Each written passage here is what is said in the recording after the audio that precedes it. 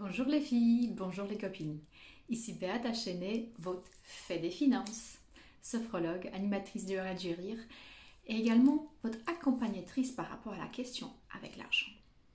Ce que je voulais vous partager aujourd'hui, c'est vraiment déjà vous raconter rapidement mon histoire. Pourquoi question d'argent m'intéresse autant? Parce que je la trouve passionnante.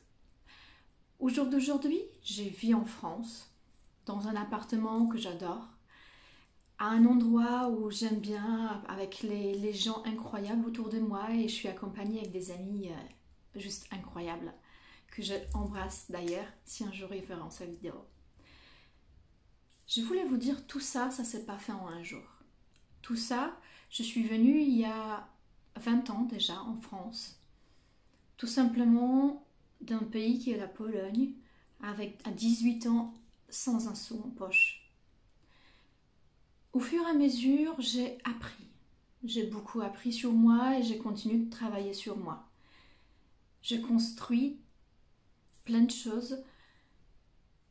Je travaille sur moi, j'ai construit mes finances. Et cette question d'argent, en fait, après 5 années d'études dans la finance, je me suis rendu compte que les finances personnelles n'étaient pas mises vraiment à jour. On nous apprend plein de choses au quotidien, mais on ne nous apprend pas des choses simples et basiques. On ne nous apprend pas comment respirer, ce que j'apprends aux gens en sophro. On ne nous apprend pas comment prendre du temps pour nous. On ne nous apprend pas, à gérer nos finances.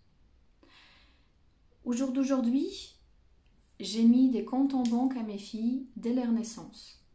Au jour d'aujourd'hui, je dépense en conscience par rapport à ce que je peux gagner.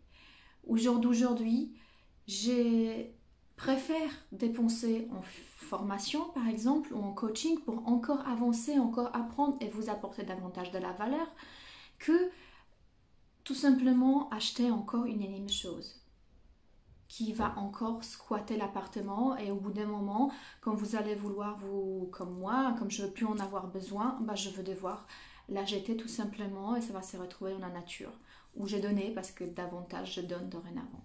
Mais bref, tout ça pour vous dire que la première chose, les filles, que vous voulez vraiment avancer dans votre vie, c'est de prendre soin de vos finances.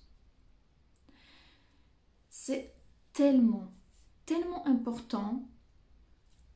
Vraiment, vous êtes maman par exemple, ou peut-être pas, mais regardez par exemple l'exemple d'une maman.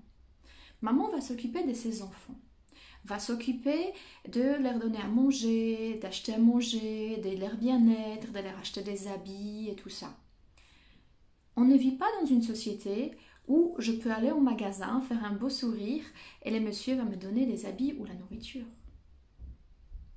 Soyez juste, même si moi aussi je suis rêveuse et j'ai envie d'un beau monde et avec plein de belles principes et la bonté, soyez tout simplement présente en ce qui est et comment notre économie est faite.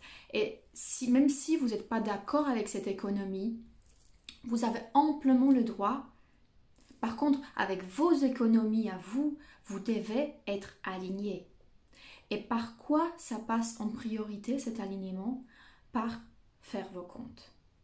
Faire vos comptes, ça veut dire, regardez combien vous gagnez par mois aujourd'hui. Est-ce que vous êtes aligné avec ces montants? Est-ce que vous êtes vraiment en accord par rapport à vos compétences, par rapport à votre soft skills dans lequel je parlais dans l'interview précédente? Si vous voulez la voir, je vous mettrai le lien en dessous.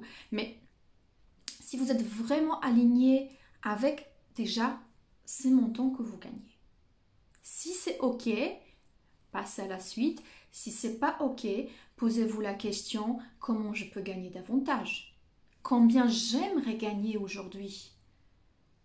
Parce que c'est tellement facile finalement de travailler en tant que salarié et se dire ok, je gagne tant, on ne veut pas m'augmenter, donc je veux rester.